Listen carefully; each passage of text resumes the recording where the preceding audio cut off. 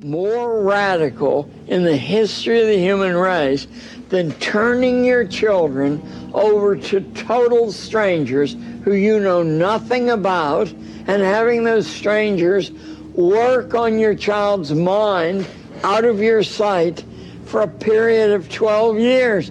Could there be a more radical idea than that? We're choking to death in 50 states of the Union, and it's no longer tolerable, and it's no longer a matter to be debated. The more you intrude in a kid's life, the more you say this is what you need to know to pass the SATs, the more wrecked the kid becomes, the more irrelevant this thing called education is, because there is no correlation, none at all, between school grades or SAT tests and anything in future life. In fact, in many instances, there are negative correlations. The better you do in this area, the worse you will do.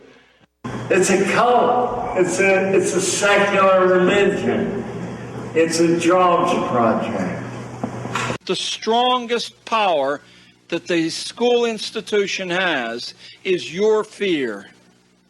That's where it largely, it's true that they can select one person and by a gargantuan effort and 6 months spying and a huge outlay of money, they can crush that person's life. It is true. I'll tell you what's not true. They can't do that to 8 people. They don't have the resources. And I think we're at a juncture now in American history when a gauntlet has to be thrown down. I say you take the voucher money and you disregard the orders and instructions that come with it, and you close the door to the inspection teams. Now, is that bravado? Tell me something. How do you think a loudmouth like John Gatto survived in an inner city Manhattan school for 30 years, overwhelmed? It was the socialist capital, not of New York State, of the United States, the Upper West Side of Manhattan. So I was persona non grata from the get-go. It is an Alice in Wonderland house of cards. Don't tell me that you're going to negotiate with these people. When your good example will bring them along. When your boot's on their neck, they'll come along. There are no advances in human history that have come about through negotiation. It's simply drawing a line in the sand and saying, if you cross that line, I will kill you. It's that simple. And if the enemy says, but we outnumber you 50 to 1, you can say the French warriors outnumbered the Romans 50 to 1. And France became a Roman province. Knock me down, I'll get back up again. Kill me, I'll become a martyr.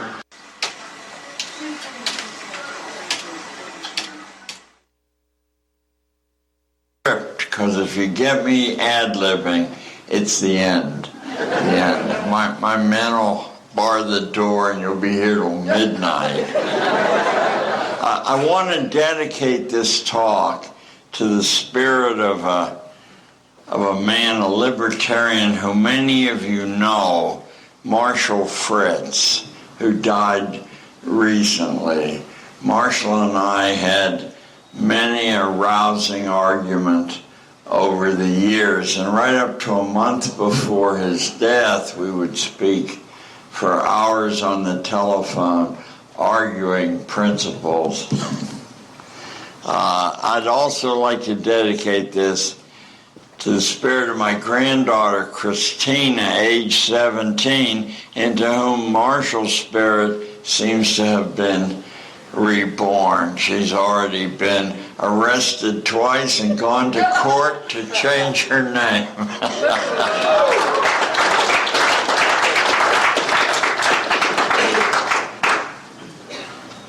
Walter Lippmann isn't a name you hear much about these days, but in my father's day and when I was a young man, Lippmann was a political philosopher of peculiar power and clarity.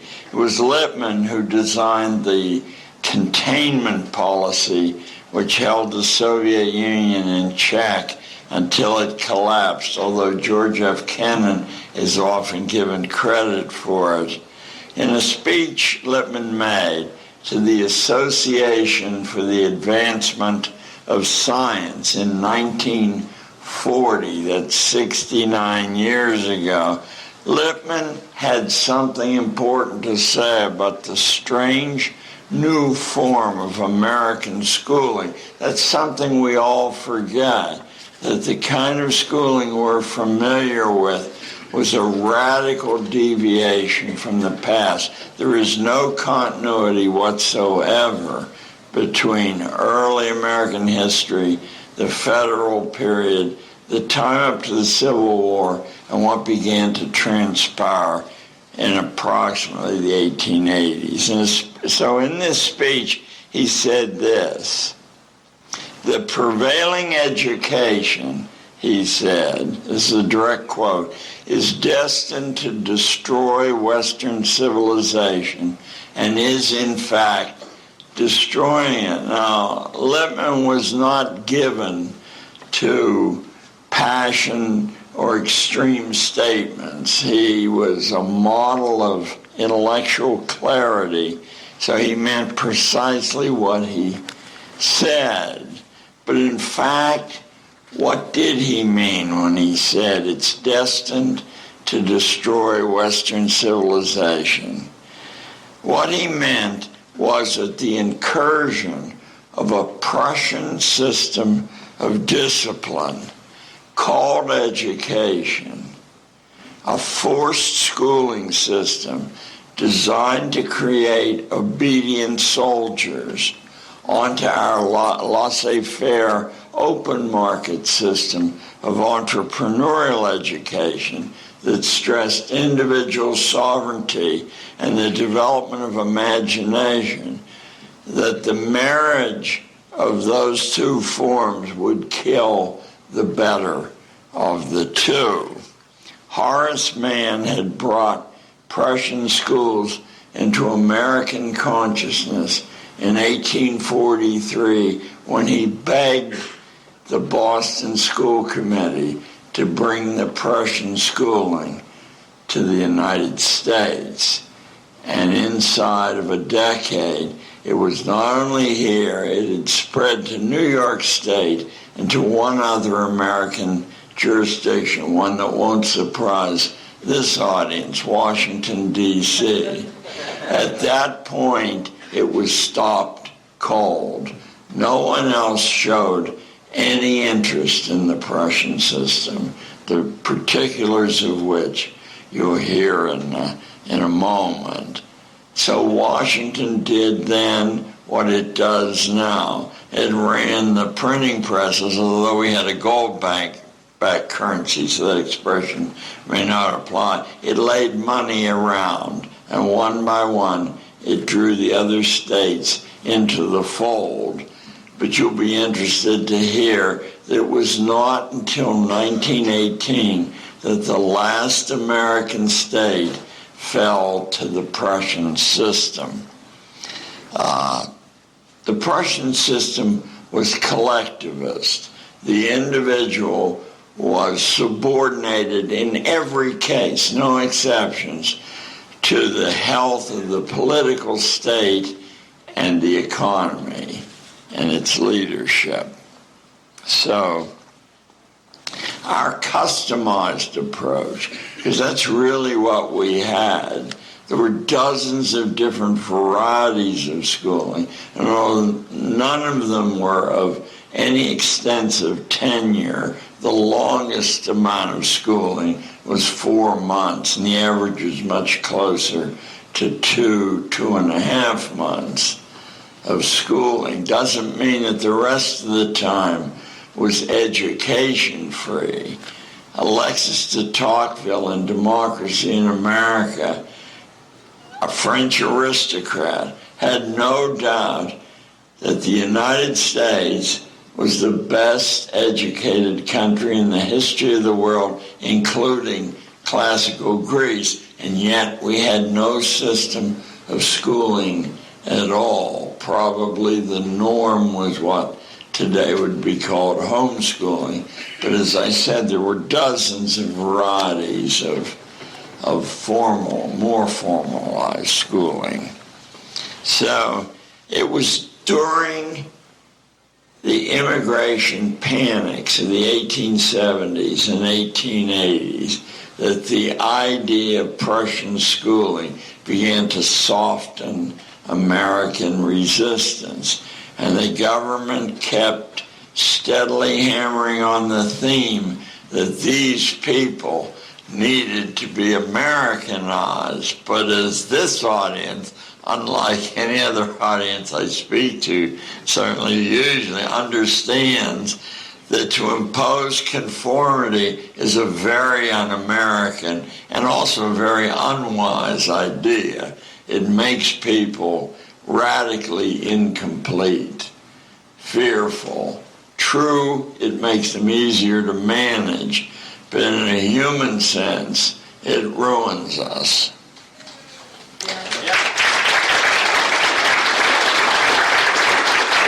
Anyway, under the cover of the public distress caused by mass immigration,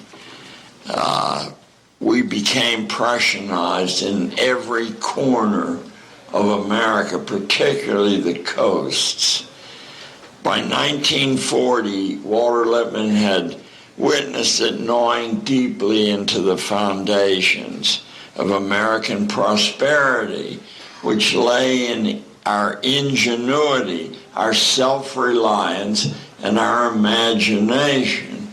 Prussian schooling was directly the creation of a philosopher at the University of Berlin who had inherited Immanuel Kant's chair. His name was Fichte, Johann Fichte, and Fichte demanded publicly of the Prussian king that the imagination of ordinary people be eradicated because it added an unpredictable element to the Prussian economy, which largely was based on renting soldiers and invading other countries and stealing their stuff. If the individual soldiers could imagine a different way, could think for themselves, obviously they weren't as efficient from the managerial point of view. And oddly enough, Fichte was not the first major philosopher to call for the destruction of the imagination of the ordinary population. About 100 years before Fichte, a philosopher who in college classes is considered to be a great liberal, the man was Spinoza. He knew himself as Benedict Spinoza, but history records him as Baruch Spinoza for reasons that would take another lecture to go into. Anyway, Spinoza, in a book called The Tractate of Religion and Politics, usually you'll see it rendered, your librarian can order it for you as Tractatus Religico Politicus. Spinoza invented, down to the most minute details, the form of systematic schooling that we have in the United States today, and also in most parts of the world, with minor deviations. Spinoza said the purpose of this was to destroy the imagination and to fill the ordinary mind with such nonsense, with so many contradictions, that they would be unable to oppose, I'll call it, management. Spinoza's motivation for saying this is he believed that about 90% of the human race was permanently, eradicatably irrational, dangerously so, murderously so, and they had to be confused, so they would turn their murderous impulses inward rather than messing up the lives of the rational few. And interestingly enough, prior to Spinoza, we have another almost identical formulation several centuries before John Calvin's Institutes of the Christian Religion, written by a first-class legal mind, actual lawyer Calvin was, points out that about 95% of the population are hopeless. They're damned before they're born, and no amount of good behavior will reclaim them, and therefore, first, you got to keep this news from them because it might make them restless. And second, you have to embed them in a system of schooling in which they're taught to chase illusory prizes, to wear themselves out competing against one another, and so on. And the original father of this idea, and I know that most of you are aware of this, was a classical Greek aristocrat we remember as Plato, and in his two utopias, the Laws is the last of the two, and the Republic is the one most people read. He lays down a system of confused enterprise to render most people harmless. This idea has traveled directly down to us. I have been unable in years of trying to find a major thinker who rejected this idea, who didn't boost it, and the one that caused the most damage of all, probably you mean that one won't go up and down, huh? Hey, Thank you. I have faith. The fellow who caused the most damage teaching the same idea, but, quote, scientifically, was none other than our hero of the last couple of weeks, because of his 200th anniversary, Charles Darwin. Most of us don't bother to actually read Darwin. We read a school secondhand account of what Darwin said. But if you go straight to the horse's mouth, you will discover that the human race is not evolving. A tiny fraction of the human race is evolving, mostly blonde-haired, blue-eyed people from Scandinavia, and the rest of the people are evolutionarily retards. Now, I'll give you the citation. Is there anyone in here that has any Irish in their background? Let me see your hand. Oh, you're going to love this. This will not be the Darwin that you studied in high school. In Descent of Man, that's published in the U.S. in 1871, Darwin says very clearly that if the good stuff, the Scandinavian blondes, interact with the bad stuff, and the Irish clearly are his leading candidate for the bad, but almost everyone else is bad stuff, evolution will march backwards into the swirling mists of the dawnless past. Now, Darwin had a phenomenal reputation, not as a scientist, although he was getting one by 1871. Origin of Species had been published in 1859. But Darwin was a supremely wealthy man. Another fact that your high school biology books leave out as if it were inconsequential. A supremely wealthy man. He was the heir to the Wedgwood fortune, and Wedgwood was, the primary social technology of his day. If you didn't own a set of Wedgwood, you were nothing. I mean, nothing. So So Darwin spoke not to the public, not even to the scientific community. Darwin's associates were the kings and the queens, the dukes and the princes of Europe. So he had an immediate effect on, let me call them the managerial classes of Europe and the United States. And he said, you've got to create structures that keep the bad protoplasm away from the good protoplasm. As a direct result of Darwin, we had an explosion in the elite private boarding school movement in the United States. We had, I think, 6 of those prior to Darwin, and we quickly ended up with 600. Say again? I'm sorry. Okay, so we had a phenomenal growth of what now is a common institution, the country club. We had elite sections in colleges, even non-elite colleges, and there must be a dozen other institutional protections against the bad stuff intermarrying with the good stuff. And it became one of the secret guiding principles of managerial logic at that time, and I do believe ever afterwards. In any case, this is what Lippmann saw entering the entrepreneurial wide open. I call it the open source method, genius of American education.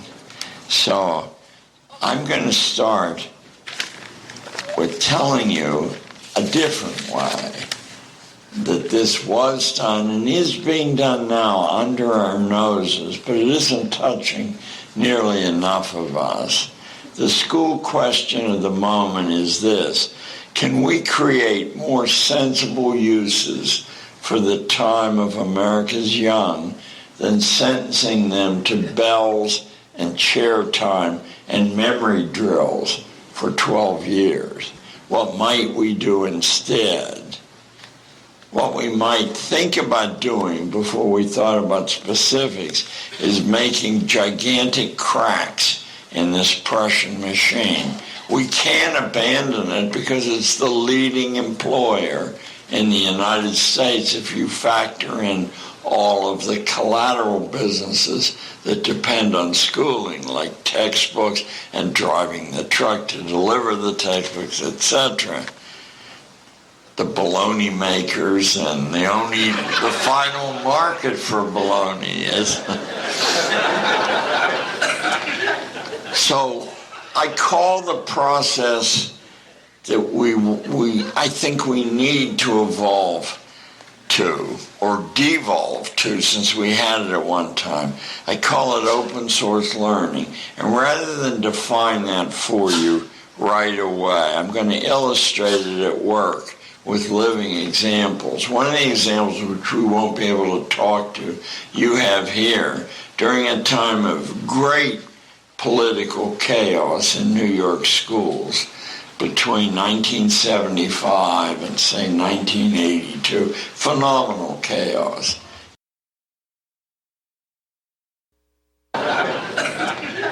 So I call the process that I think we need to evolve to, or devolve to, since we had it at one time.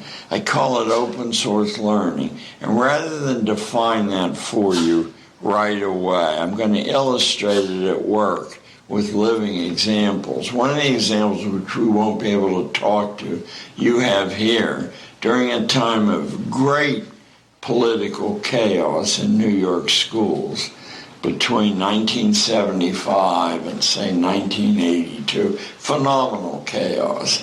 You couldn't make a movie about what the interior of Manhattan schools looked like. I don't mean ghetto schools. I lived in the Gold Coast of the Upper West Side. You couldn't make a movie about it that anyone would believe.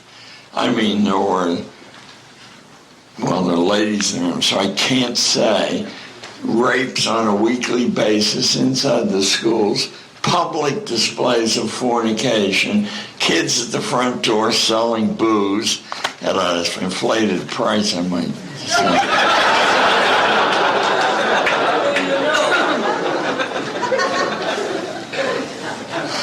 So, but I'm going to show you some examples of open source at work right now in the world around you on a minute scale.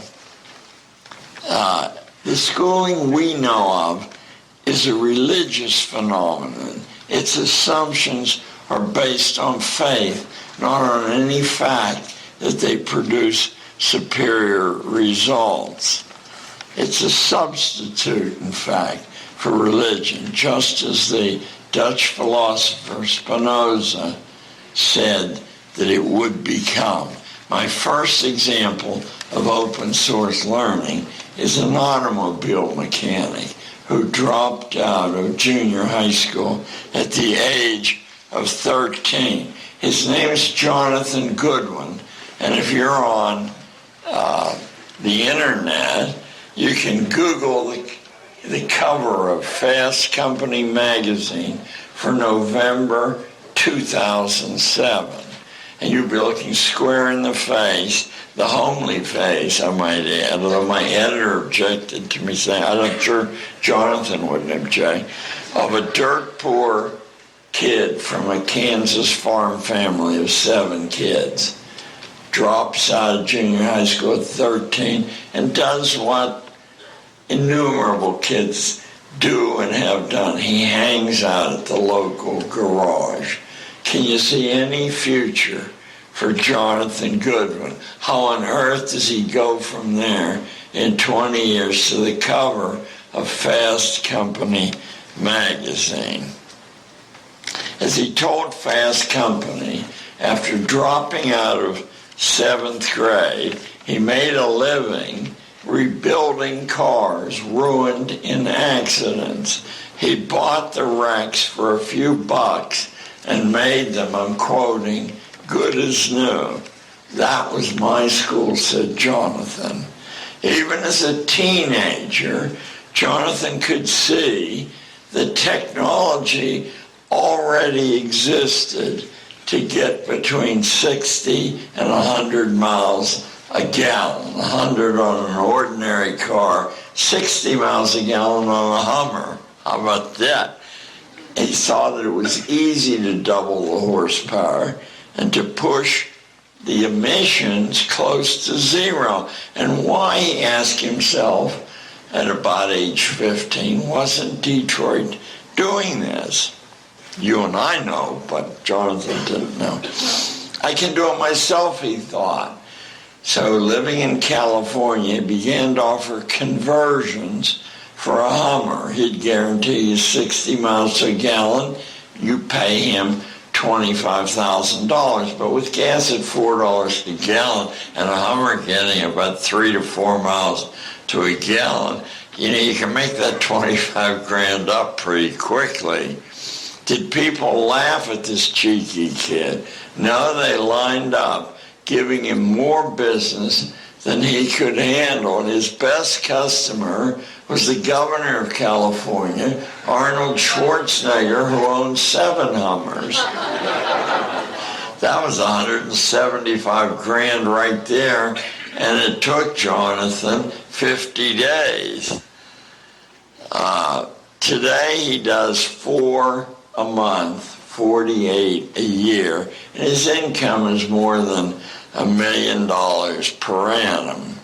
Jonathan struck out on his own at age 13, the very same age that the first admiral in the American Navy, David Farragut, assumed command of his first warship and sailed it from Peru to Boston with the enemy crew below deck. The very same age Thomas Jefferson was when he took control of a huge plantation and 250 employees. So now you know about one person who pursued an open course rather than a bell-driven, subject-driven, test-driven discipline. Now, since I did a fella first, in fairness, I have to do a lady. On April the 20th, 2008, Danica Patrick, 100 pounds of driving fury in a 5'2" frame, became the first woman in big-time race car history to win a major event. She was driving against the two-time Indianapolis 500 winner, Helio Castroneves, in the Indy Japan 300, and she overtook the world champ in the final 2 laps and coasted home, going away. She told interviewers, "This reaches outside racing. This is about finding something you love to do and following through with it." 10 years earlier, at the age of 16, Danica dropped out of high school and discovered that she wanted to become a race car driver. The only place in the world that teaches you to sustain speeds of over 200 miles an hour, eat your heart out, State Cop, was London, England. So she got herself to London, England at age 16, all by herself, no chaperones, and she learned to drive a car faster than 200 miles an hour, hour after hour after hour. Of course, and I think that her gender has something to do with this. Danica makes about $4 million a year in commercial endorsements there. But now I want to talk about a neighbor of mine, Nick Schulman. We never have met. He just turned 21 on the Upper West Side of Manhattan, and I think he would have gone to my junior high school, except I had quit teaching by then, and Nick had dropped out in junior high school to play pool. I don't know what his mother felt about that. And 2 years later, after they got him back into high school, he dropped out to concentrate on playing computer games. And in 2005, at the age of 18, Nick took up poker. For Nick, it was the psychology of poker that gripped him, reading your opponent's intentions through little signs they give out.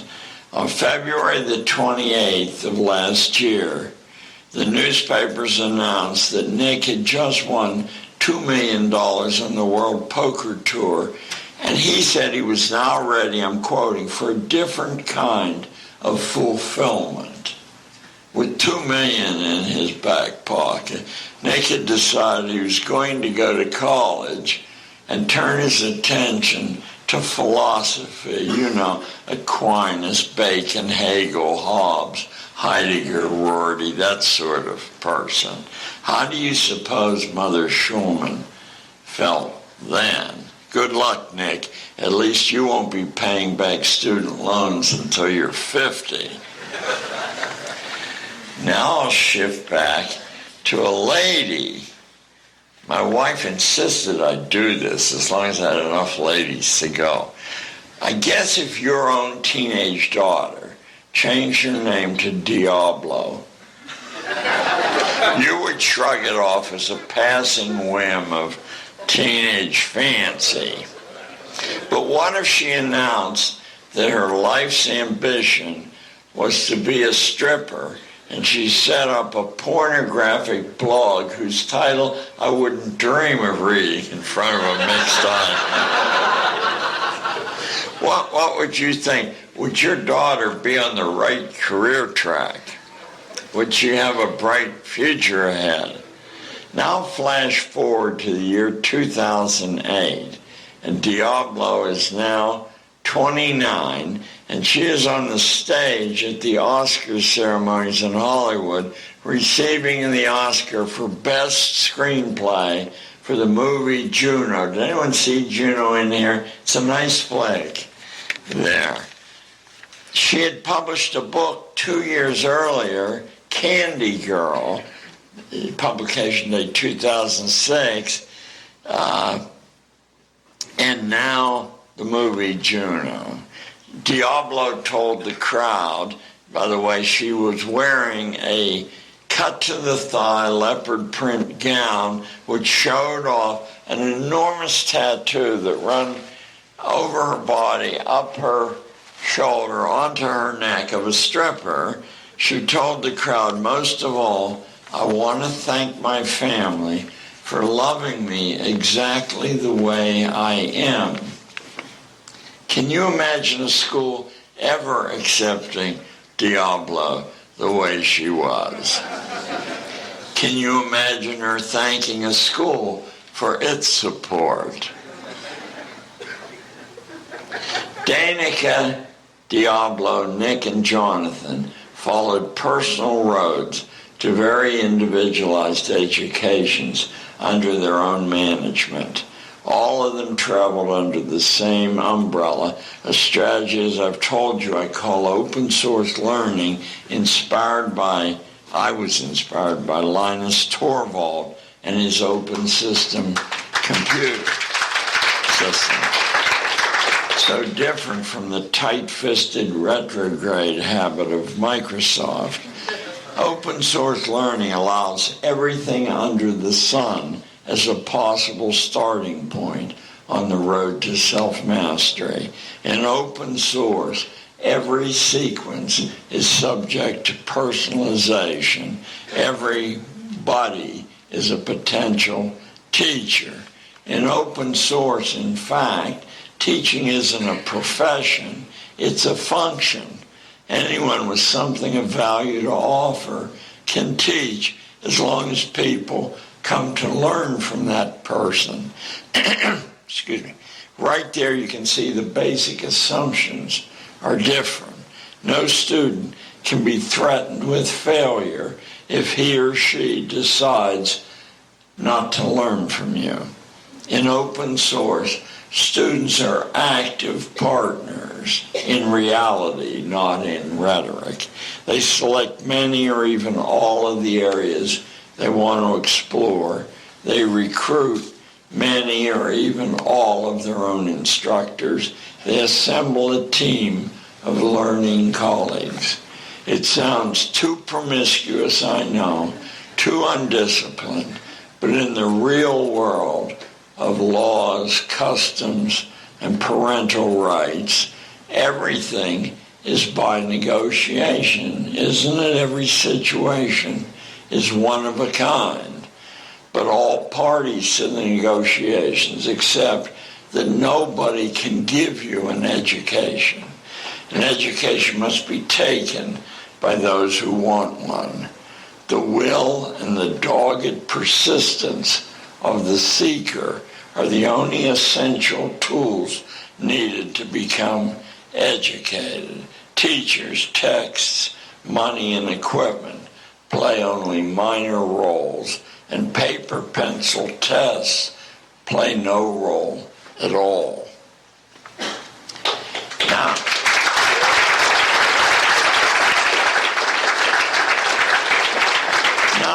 I'd like to move from these simple, ordinary examples to some pretty big-time examples. A few years ago, the ThyssenKrupp Steel Corporation of Germany decided to unload its mighty Phoenix steel plant in Dortmund on China. Steel prices were down. It looked to management as if they would stay down. So a command decision was made to push Phoenix, all 200 acres of buildings, onto China, even though that would throw 10,000 Germans out of work, some of them from families which had worked at Phoenix for 200 years, generation after generation. Phoenix had made the cannon for the Napoleonic Wars. Management expected 2 payoffs, one in the sales price, one in the moving bill, excuse me, for a job it estimated would take 3 years and an army of specialized engineers and technicians. China bought the plant, but not the moving charge. China said it would move Phoenix itself. Lots of luck, huh? Where do they know about dismantling steel mills? One fine day, a raggedy band of 1,000 peasants, led by a ham-handed, unschooled peasant named Shen Wen Rong, opened up in Dortmund. By the way, the story's from the Financial Times, March 17th, 2006, because otherwise it would be unbelievable.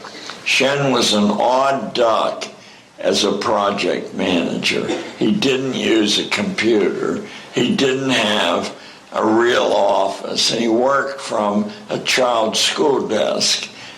His first decision was to escape German housing and meal costs, so the crew built its own dormitories and commissary on the property in 21 days. Then they broke Phoenix down, crated it, shipped it, uncrated it, and reassembled it in 1 year, not 3. Numerous rules were broken in the process.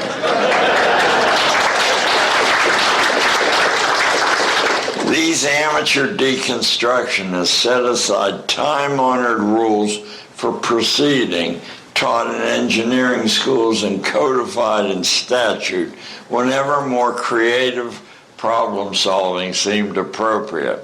In the time it took to complete the move, China's huge orders for steel on world markets drove prices through the roof, exactly as Chinese planners figured would happen when they bought Phoenix. The plant was a big money maker in China right from the first day, just as it would have been if it had been kept in Dortmund. Not only did the ignorant Chinese outwork the trained and well-educated Germans, they outthought them too. How have we allowed ourselves to be fooled into believing that experts and specialists are needed for matters within the reach of ordinary people? How have we been taught to think so little of ourselves? If a farmer and an amateur construction crew of farmers can tear down and put back up a huge steel plant 3 times faster than experts say it can be done, then you and I need to rethink a lot of what we've been carefully conditioned in schools to accept as truth.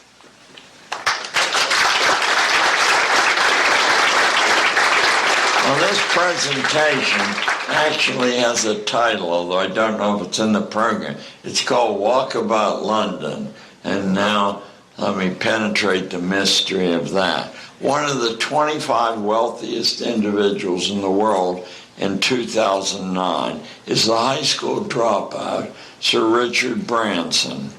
Branson thinks the most important lesson he ever learned was at the age of 4 when he took an open source adventure in the London suburb of Shamley Green.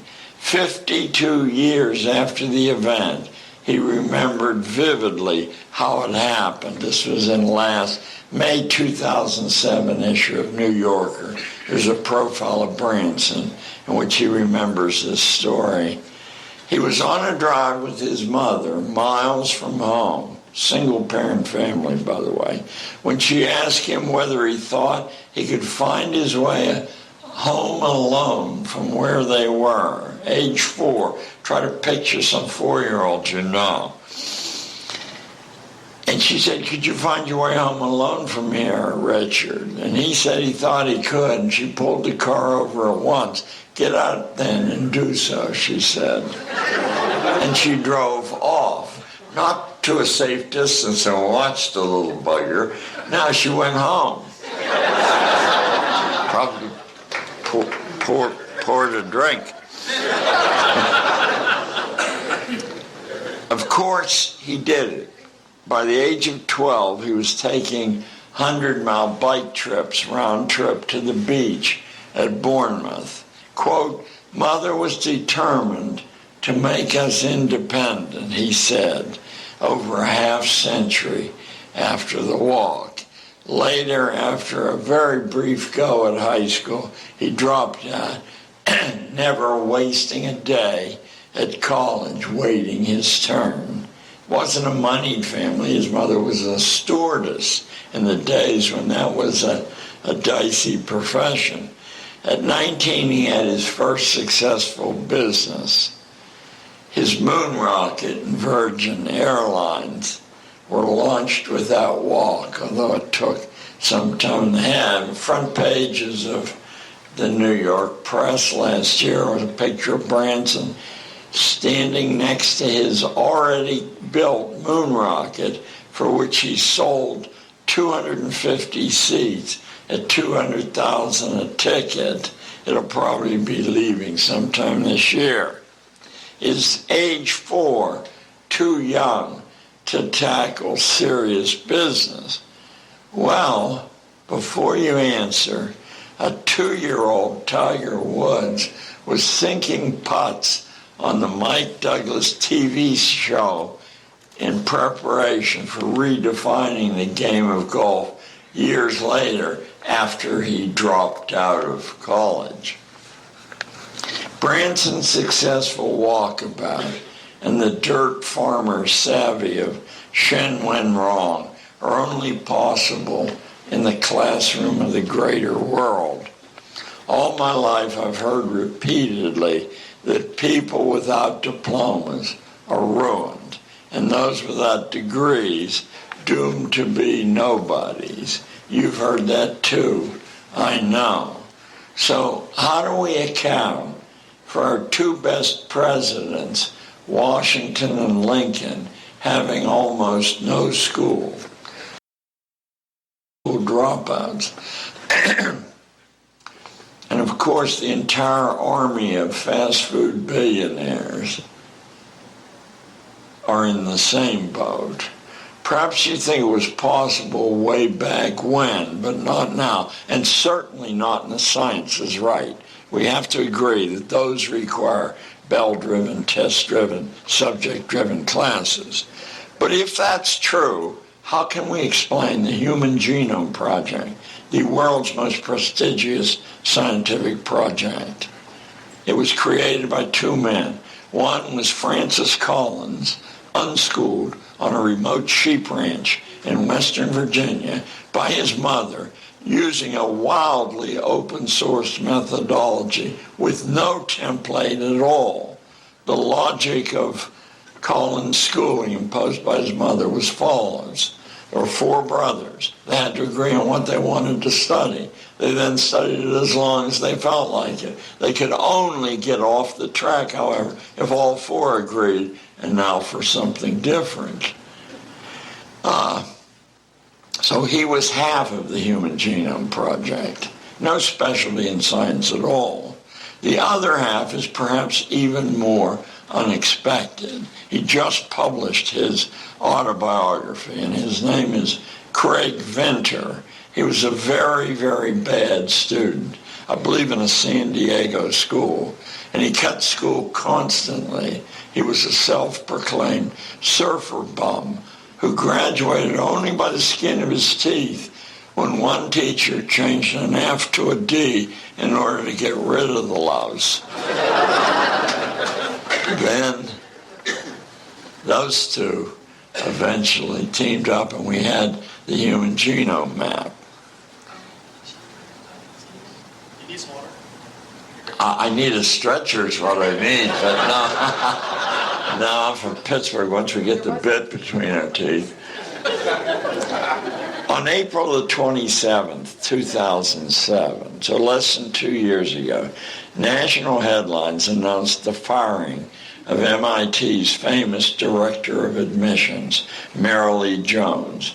She had been dismissed in disgrace after 28 years of splendid service in which she won MIT's highest honors. Jones was a specialist at female recruitment. During her long tenure, she tripled the number of women at MIT. She was hailed from coast to coast among the admissions fraternity.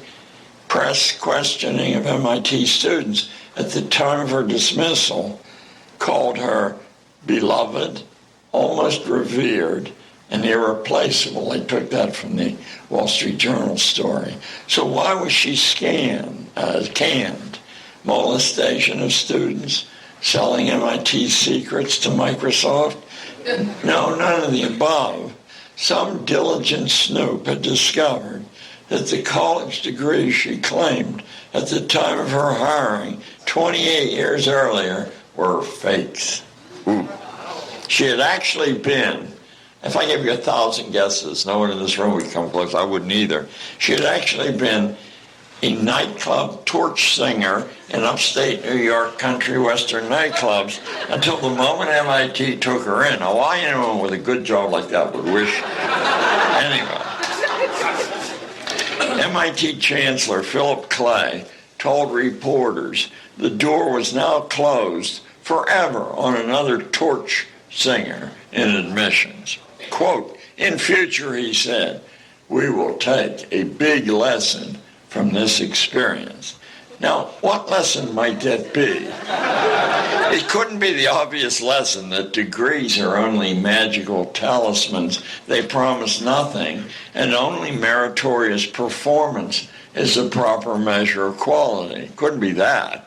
What degree should we give bureaucrat Clay for costing MIT a brilliant colleague who added great value to the school? The colossal jerk degree?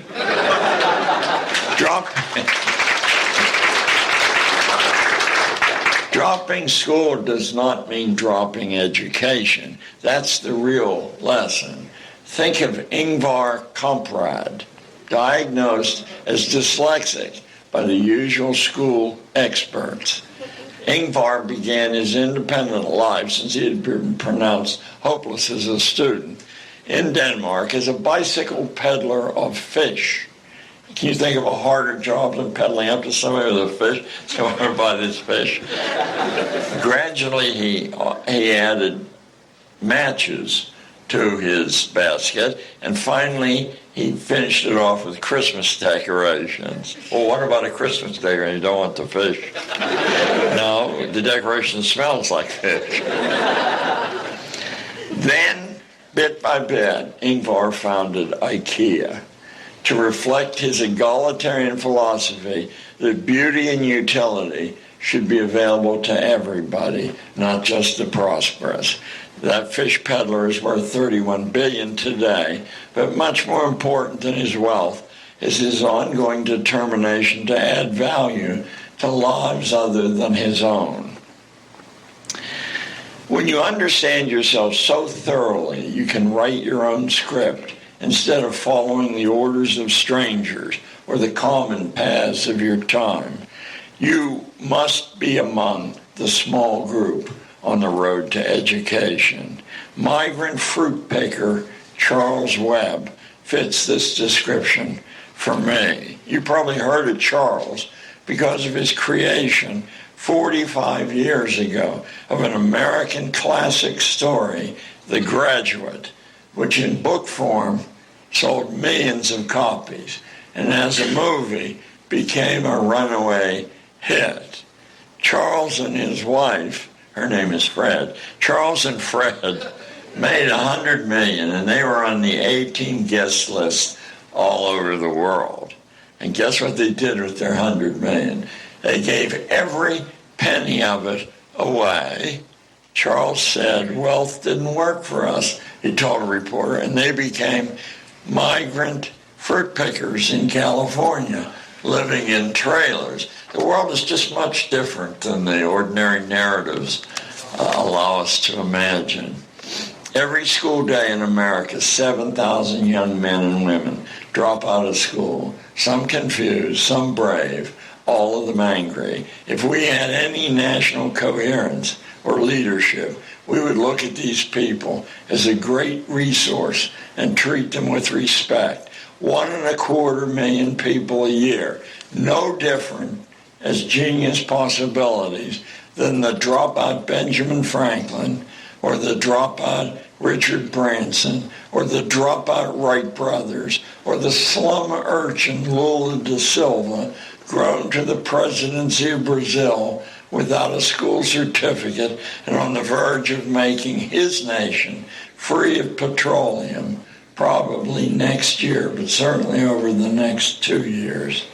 More than 1 million American young a year do not want to be in a classroom. I think that would be 20 million if they were offered a choice to help America become a new nation again. If we said, help us build a new nation, those of you who want to. The rest of you, stay in class.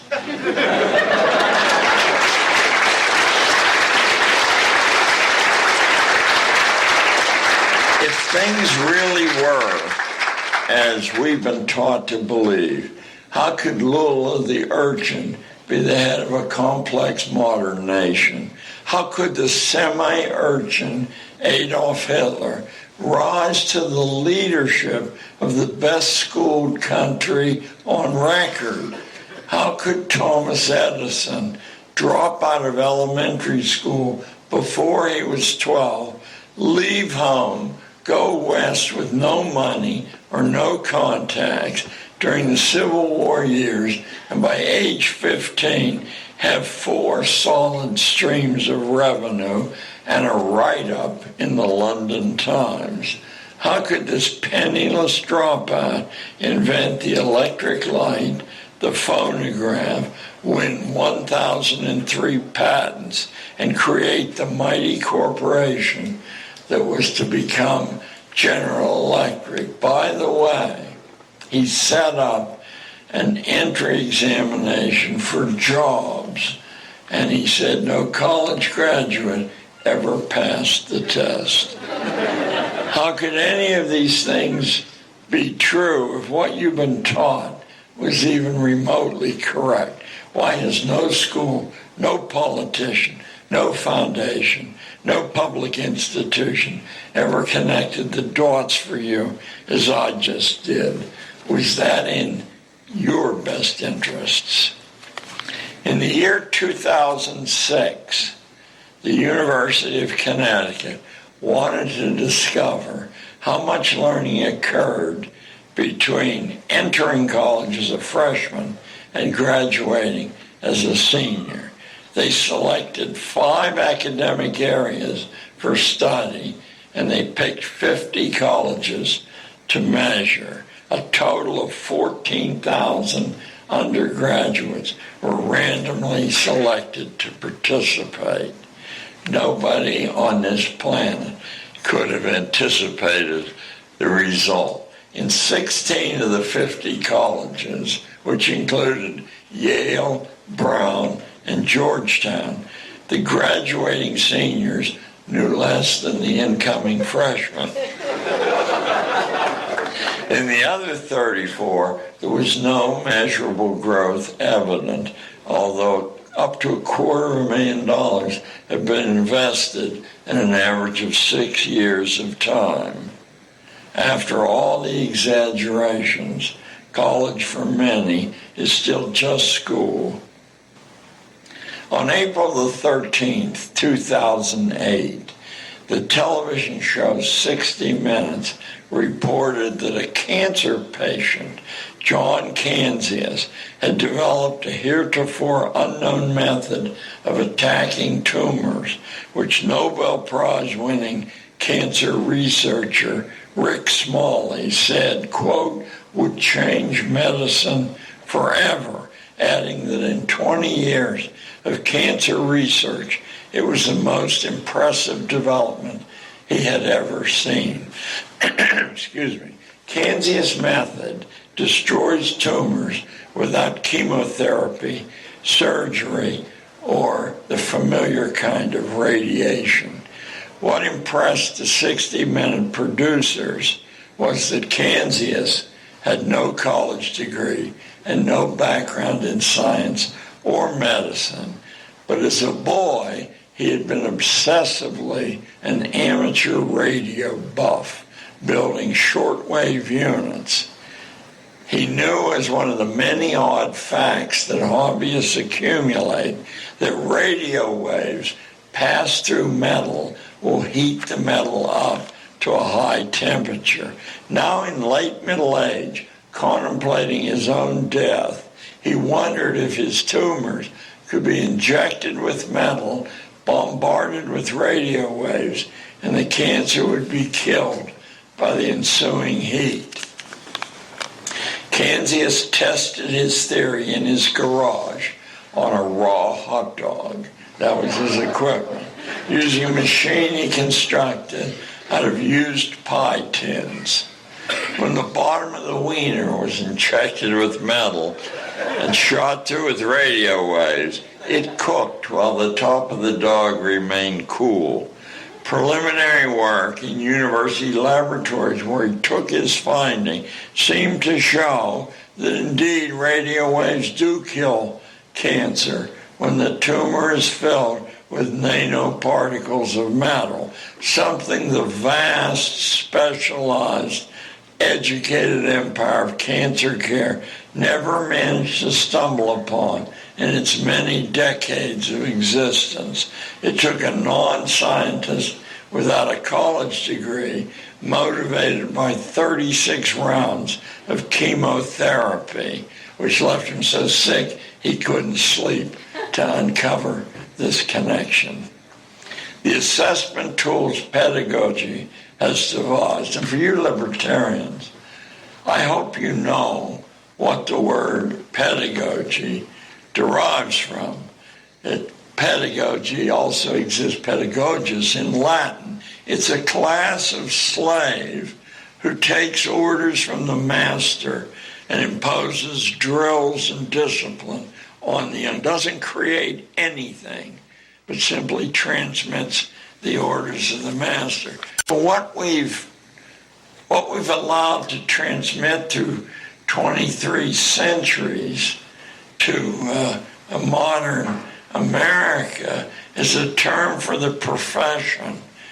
It's a profession of slaves, and pedagogy would be the science of preparing these slaves for their function. I don't think that transmission is either an accident or insignificant.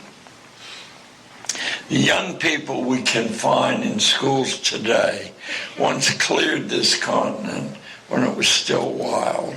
They whipped the greatest military power on earth. Most of the Revolutionary Army, including its officer corps, were teenagers. The Marquis de Lafayette was 17.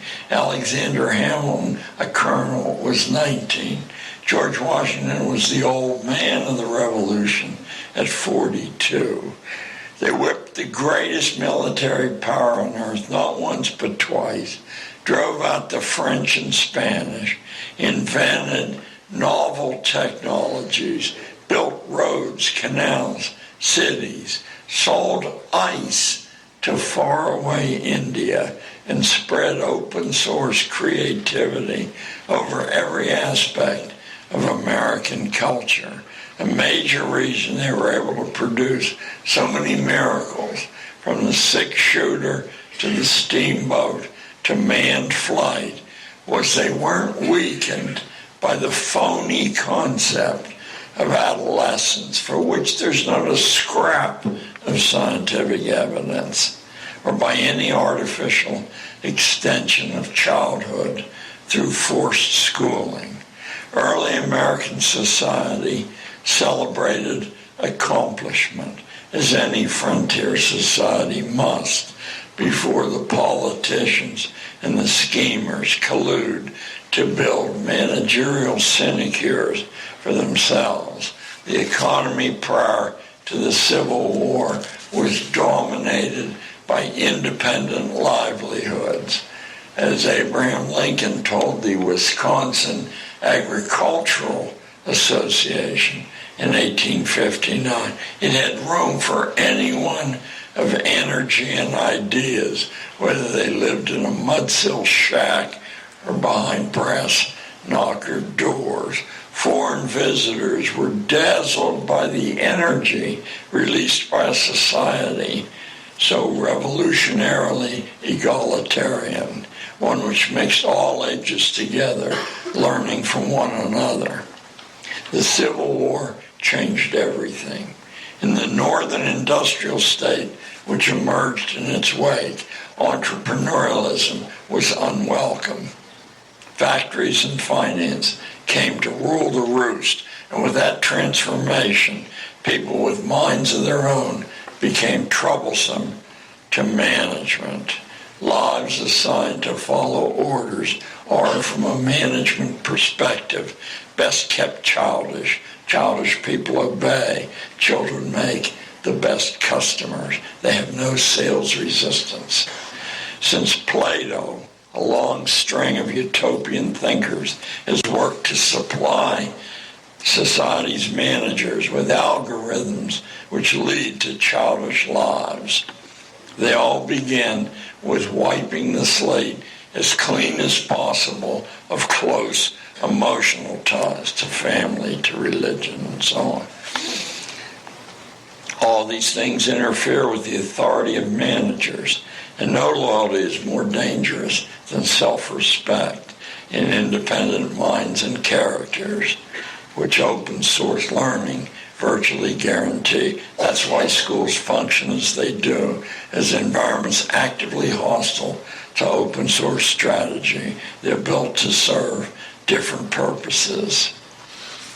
I think at this point I'm going to give you like a 7-minute break, and I'm going to sit here and just rest my voice, because we're getting to the good part.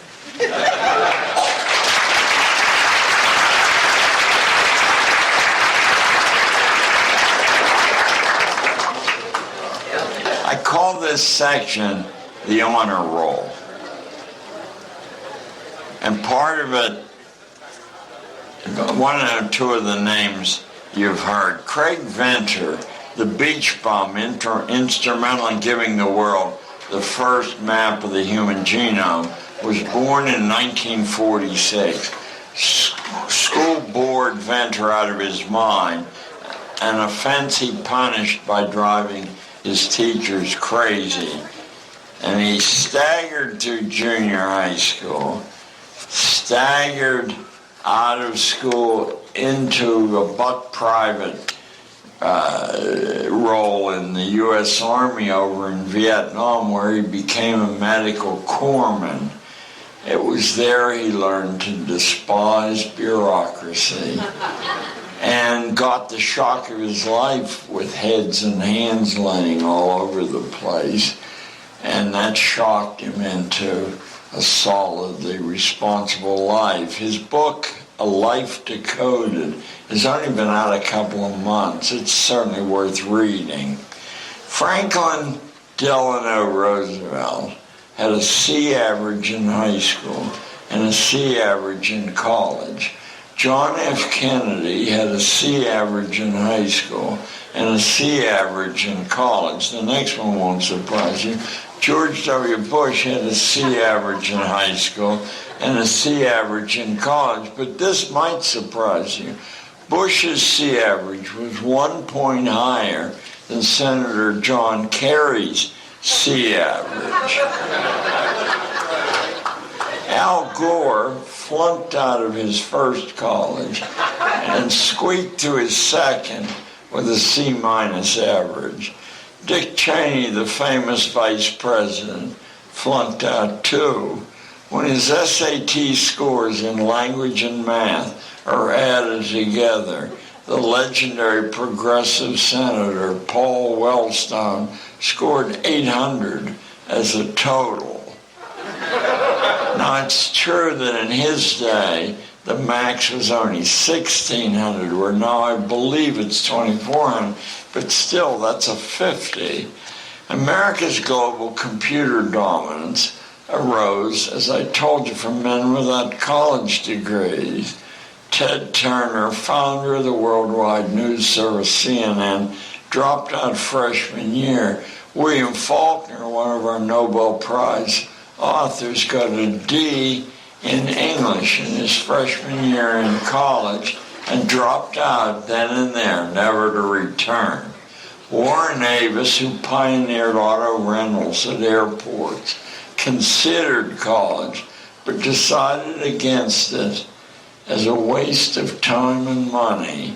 Ed Hamilton, the nation's largest independent mail-order book dealer, told me the time and money he saved by not going to college gave him a real head start over his competition and was the foundation of his eventual success. Sean Fanning, whose invention of Napster at age 18 almost ruined the multi-billion-dollar music industry, was hired by that industry at age 24 in 2007 to come up with a plan to save it. Sean has no college, and he told the paper that I read this interview in, he has no plans to get any college. Lew Wasserman, who more than anyone else created modern Hollywood with his colossal MCA talent agency, had no college and almost no attendance in high school. Although he has a high school diploma, he preferred instead to work full-time as a movie usher beginning at age 13. So how did he get a diploma working as a movie usher?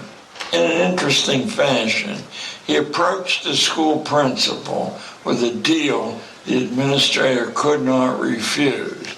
In exchange for a diploma, but he wouldn't attend classes, Wasserman smuggled first-run films out of the theater in the morning before it opened, took them to the high school where they were screened for an admissions price, got them back to the theater before it opened. The school was able to use the money earned to buy band instruments and uniforms, so the principal looked like a hero to parents.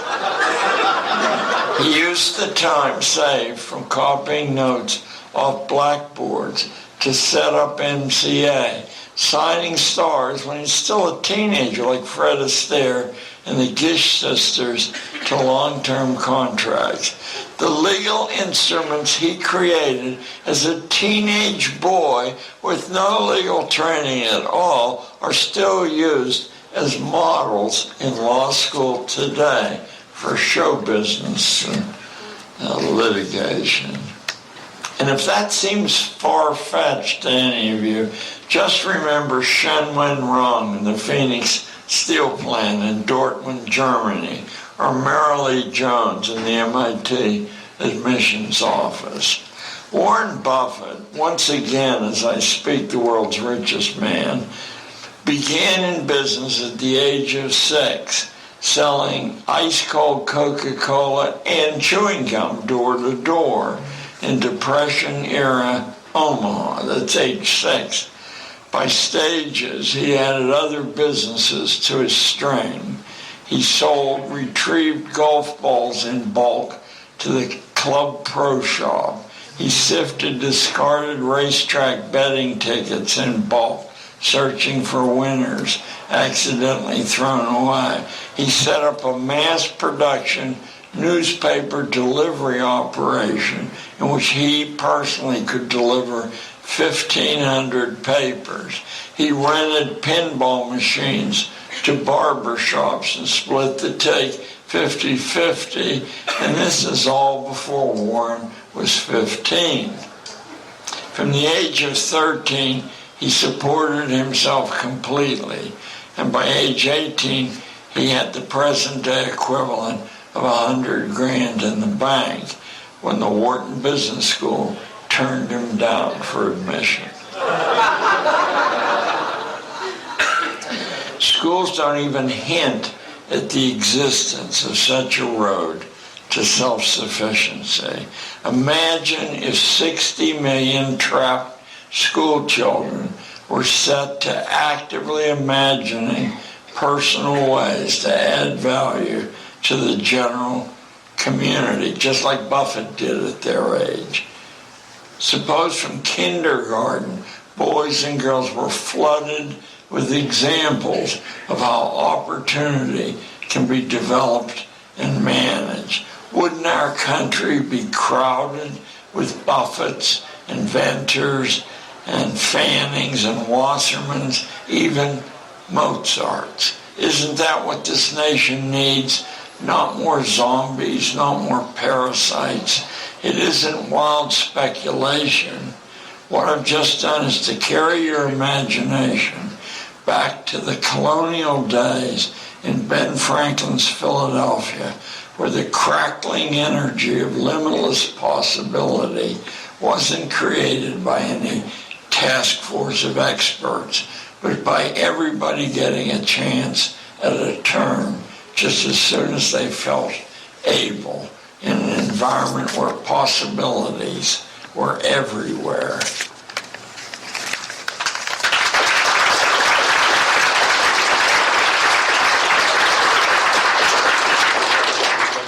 Now, I want to tell you about a Dutch city that actually exists, and I know a lot of you passed through Amsterdam.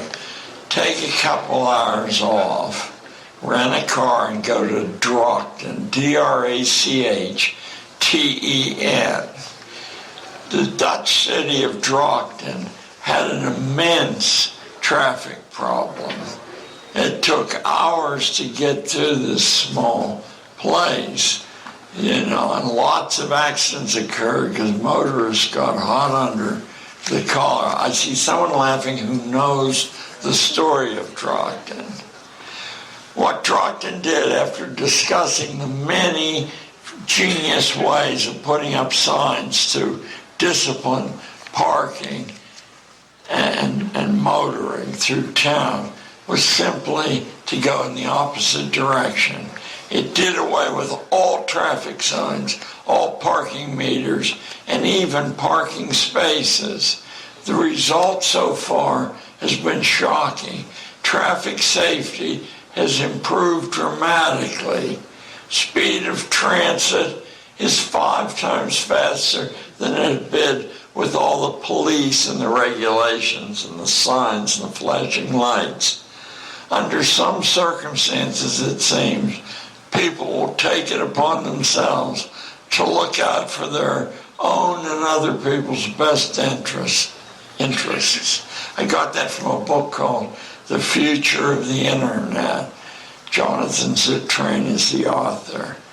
And now I'd like to refresh your memory about St. Paul's letters to the new congregations that one day were to become the Christian movement, but at the beginning were just widely scattered groups that didn't know one another.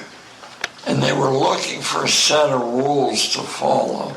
And Paul traveled with the conveyances of the day between these far scattered little places, and he brought a message to them. And the message, even after all these years, is shocking. And I seldom meet religious people who swear by the Bible and who've read this many times who actually heard what Paul was saying. St. Paul's New Testament letters to the congregations, which later became the Christian movement, are filled with fervent calls to ignore the rules. I swear that's true. Rules, Paul said, corrupted the establishment of his day in a variety of ways. Paul writes that salvation will not be found through obeying the rules. Think of a surfing bum cracking the human genetic code, or a movie usher giving shape to the American film industry as examples of this. Screen the religious content from Paul, and you're left with the school problem of our day. It's a conflict between those whose status and income depends on keeping things pretty much as they are. Think of the testing industry. for example, and an insurgency motivated by a different logic. Make up the rules as you go along, Paul says, in different words. Adapt to local conditions. And as long as you remain true to the root Christian principle of loving your neighbor as much as you love yourself, things will work out whatever you do. The political establishment of Paul's day, like the school establishment of our own, had a recipe for everything. It was pledged to certainty. You find a thief, you cut off his nose. You find an adulteress, you stone her to death. When in doubt, don't think, just follow the rules. But this new insurgency traveled a different road, which most people can't understand today, even people who believe they're good Christians. What the new insurgency said, if somebody steals your coat, give him your cloak. If somebody hits you on the left side of your face, turn the right side to be hit as well. Pay the working men who labor only for the afternoon the same wage as those who work from early sunrise. Rule book people find these pronouncements incomprehensible. In our day, a majority of Americans have been trivialized and disenfranchised by the algorithms of schools, colleges, and corporations. Three heads on the same snake. In spite of the all-pervasive sway of these command and control formulae, a powerful new insurgency is springing forth. So far, without organizing very much, the internet organized insurgency has jeopardized huge commercial operations in music, in film, broken the security of banks and government installations, and stolen tens of millions of identities, one every 3 seconds. It appears to be aiming to upset the whole notion of patents and copyrights, as China has already done. As China's already upset that notion of patents by stealing from anyone they want to steal from without paying any penalty for their robberies. The formulas for powerful weapons like the peroxide, paint remover, and drain cleaner bomb, which paralyzed London a few years ago, circulate widely. And they're in every hardware store in the country for about $50. I tell anti-gun audiences we better get rid of hydrogen peroxide first and drain cleaner because that makes a much bigger bang. And what we've learned, I think, from Iraq and Afghanistan, I'm not defending and it takes sides in any of this. Just saying the lessons are clear. What we've learned from Iraq and Afghanistan, and what we should have learned from Vietnam, is that ordinary people whose lives are driven by principle, whether you agree with the principle or not, is irrelevant, refuse to be intimidated by overwhelming military force. They can't be conquered. The day of the expert and of privileged information seems almost over. This is a time of the sweat bath, of oceans boiling over, of underground explosions, of the planet whirled away, of extermination sure to follow. I'm quoting Rimbaud, the poet. My French isn't all that good. In a time of a sweat bath, do you want next to your side, watching your back, A students, or do you want walkabout graduates like Richard Branson? Will you hire valedictorians or surf bums like Craig Venter? We need far less professionalization, which is a kind of social hardening of the arteries, not more. We need to deal the young in on every new design as partners, not as human resources. We need a quality of human interconnection suggested by YouTube and MySpace and Facebook. We need to use school to discover new knowledge, not to exclusively memorize the old, to add value to the community right now, not in the future. Thank you very much for this. Thank you. God bless. Thank you.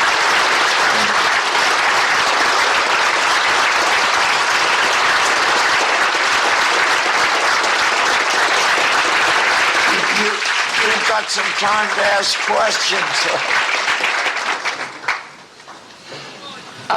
Gina, you going to run this or? Sure. We have 15 minutes, so. What would you say to someone who said that the people that you have given as examples were the exceptions to the rule?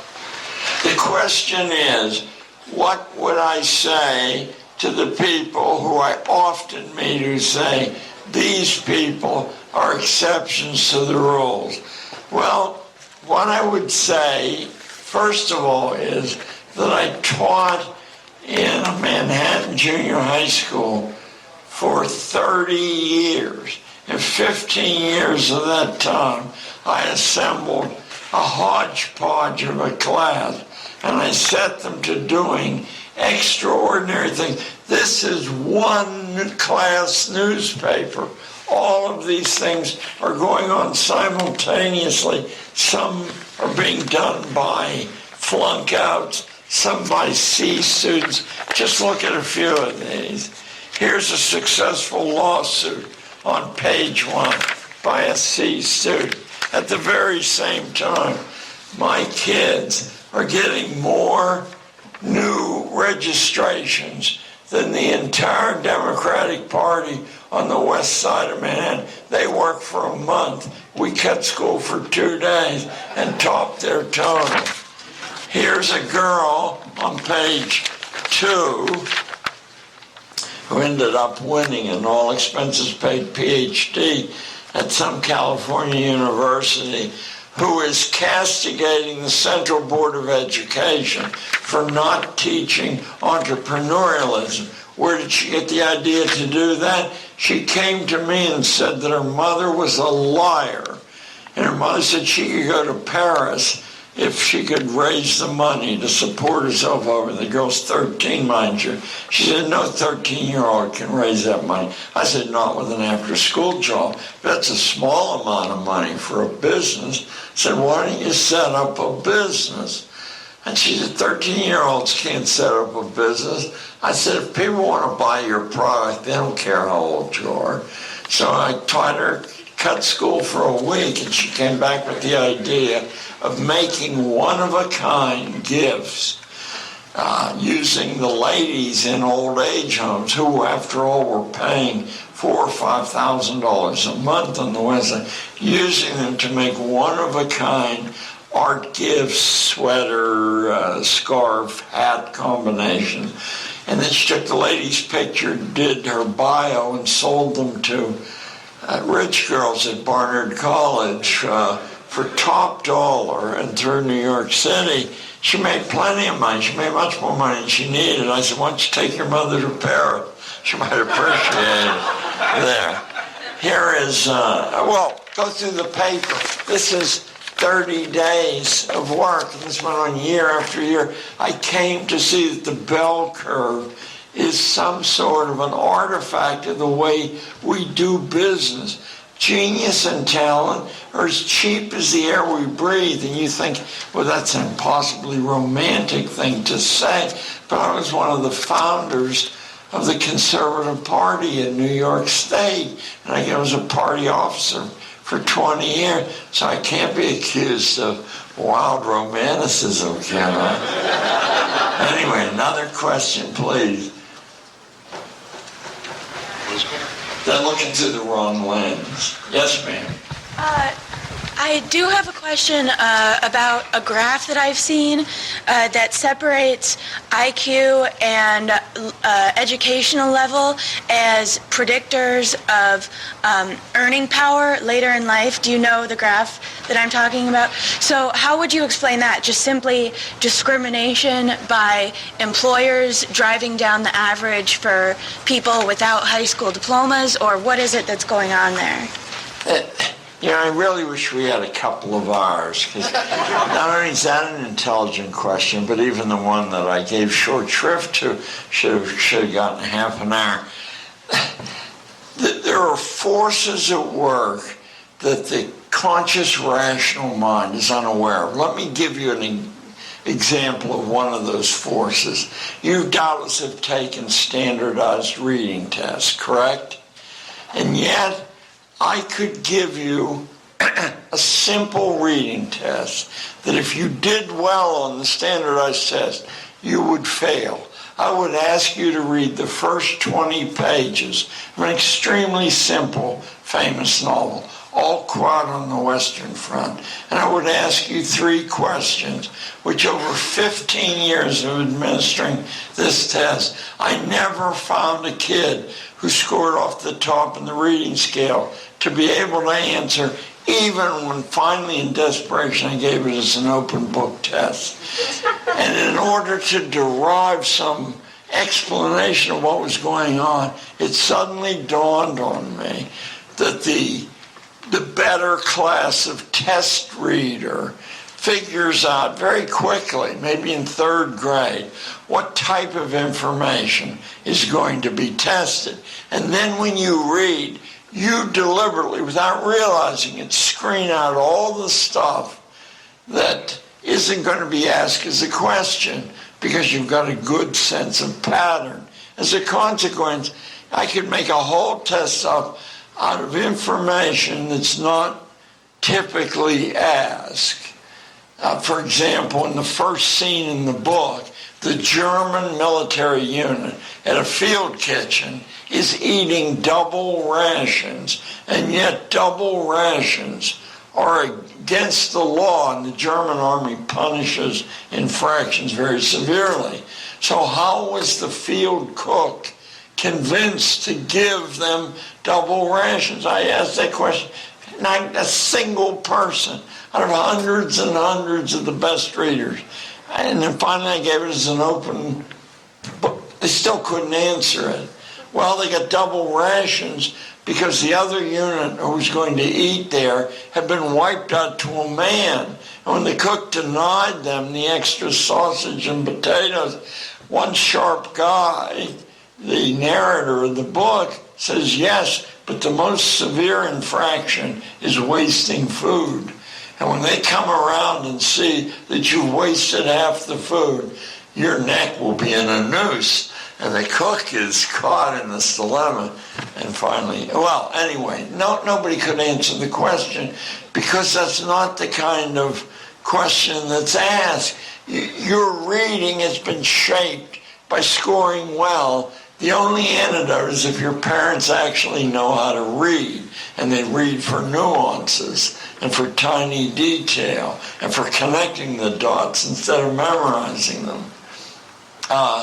So these results that emerge are frequently cooked in advance. That's an expression from chess puzzles. They're predestinated, the answer, and then it can be made to seem that the results are falling one way because obviously these are superior people. Over 30 years teaching, I absolutely know that if you took all the A students and put them in a class and you had to pick A students as a class, B, C combined, and D, F, the one class you would never select to get results in the A students unless what you wanted were clerks and order takers. Someone else. Yes, sir. Is there any way to become a doctor or a lawyer without having to go through school? Because that's of course a wonderful question, isn't it? Yeah. You repeat the question? You can rig the game in advance by saying you must do so-and-so on SATs, or you must do X, Y, and Z, or we won't let you on this professional track. You can do. Are there ways to beat that? I would guess the answer is yes, but I would hardly have. But I would say, by all means, look and ask your local doctor. You know. Yes, sir. I've never heard of you prior to this day, and I'm really happy that you describe your vision as open source education. I'm wondering, and this might be a bit controversial, many of us, I think in this room are involved in the open source technology movement, and obviously the open source technology movement, I think in its most cerebral way, is very much fueled by the psychedelic experience and by psychedelic drugs. And I think for a lot of people, I remember the day in 2004 when I was sitting with a friend who was under the influence of LSD. I remember the night that I began the thought process that made me realize that I didn't need government, and has, by extension, made me have new thoughts about education. So where do you see the psychedelic mind in the future paradigm of education? That's a question which, of necessity, I'm going to duck. I think Barry has a question. Barry. Now, I was warned to be very slow about turning from one side of the room to the other. I'll be glad to discuss that with you. I was going to add, I don't know who asked the previous question, but I have a two-part answer. I don't with respect to doctors, but I sat next to a gal one time who was a lawyer. She did not have an undergrad degree and dropped out of law school and took the bar and passed it and practices law in California currently. And I'm an airline pilot, which is one of the other of the big three, and I don't have an accredited high school diploma or a college degree. So these things are possible if you have the motivation and wiggle room to figure out how to do them. So that's an answer for you. Well, thank you. Take yes. with you. Yes, ma'am. What's your advice for dealing with the rage and grief that come when you realize how much of your own life has been squandered?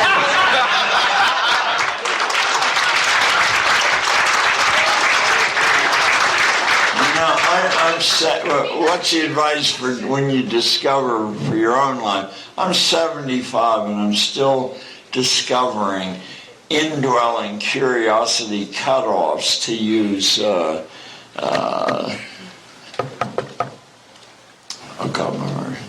anyway, to borrow somebody's expression, one flew over the cuckoo's nest. Who's that guy? Ken Kesey.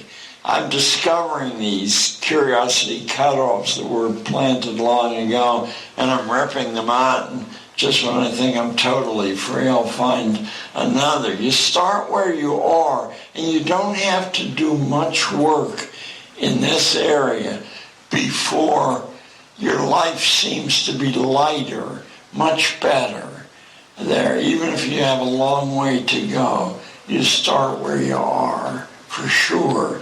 And you don't despair ever. For us Jesuits, that's the biggest sin. Yes, ma'am. I have a question. How do you explain the way you feel about education to regular people, whereas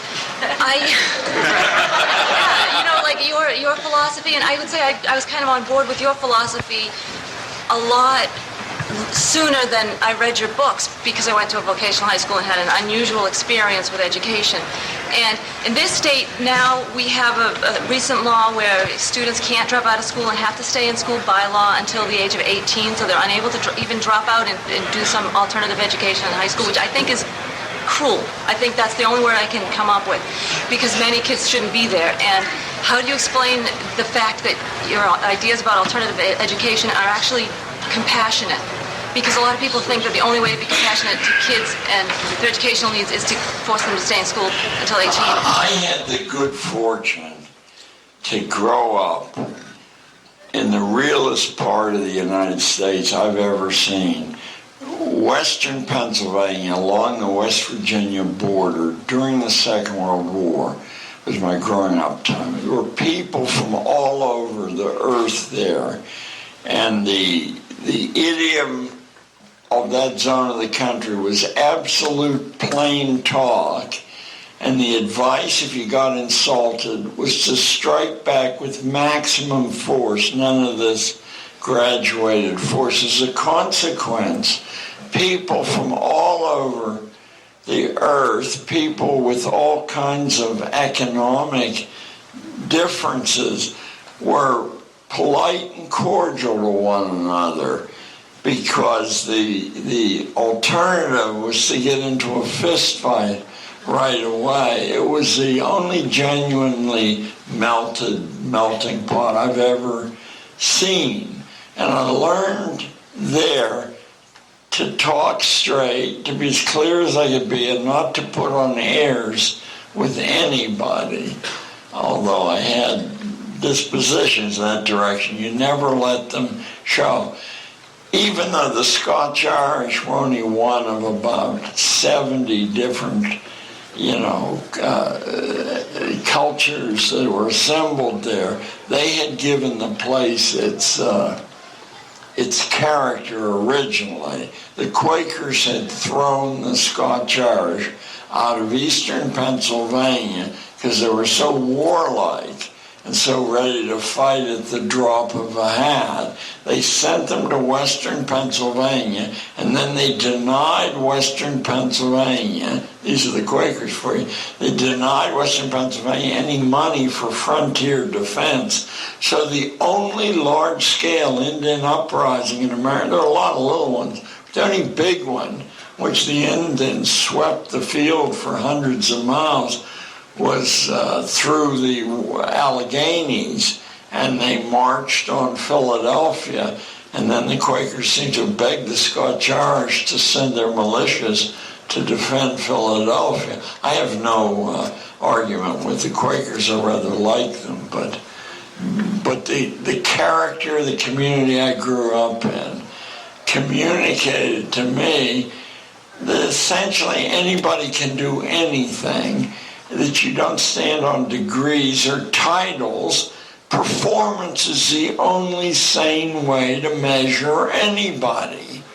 So you ought to teach your A students have contempt for the A. Can they do anything that somebody else would say, wow, or that's meritorious, or we need you, come help us? I mean, we're drowning in A students right now. They don't have any idea what to do. Because they listen to orders. There's no one available to give any orders or make any sense. One more question. We only have time for one more.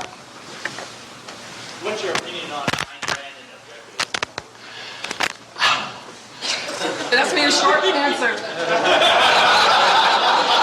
I must say that when I got introduced to the world of libertarians, that was practically the first question I was asked. And oddly enough, I had read The Fountainhead, which I thought was a pretty good story there, although there was a bad movie made from it there. But I wasn't thinking about the philosophy embedded in it. Certainly enough people I respect admire Miss Rand, that there must be something there. So say that there's an aesthetic disconnect between us, but that doesn't mean that I don't think there's something there. Do I draw philosophic strength from writing? Absolutely. That's one of the things we disconnect kids from in school. If any of you in school had ever read, let me just pick 3 books out at random, Julius Caesar's Gallic Wars, you would have understood, as long as the school had helped you a little bit, not much, you would have understood how a small force can take a larger, more potent force and divide it against itself and win the battle, because the stronger force is busy arguing among themselves. That's what you'll learn from Caesar's Gallic Wars. If you ever read Marcus Aurelius's Meditations, which we were compelled to read in 7th grade, I'm grateful for it. That's during the Second World War, before the schools really went down the toilet. What Aurelius shows you is the single wealthiest man on the whole planet and the single most powerful man on the whole planet says flatly that nothing you can buy with money or order with power is worth having. I could hug him for that. And finally, Thomas Hobbes, in the middle of the 17th century, spelled out how a monarch can keep a Leviathan state together. That's the name of the book, Leviathan. It's very easy to read, and you see something that still sophisticated people are unable to understand. What Hobbes said is, wherever power seems to be, it is never there. Not seldom there, it's never there.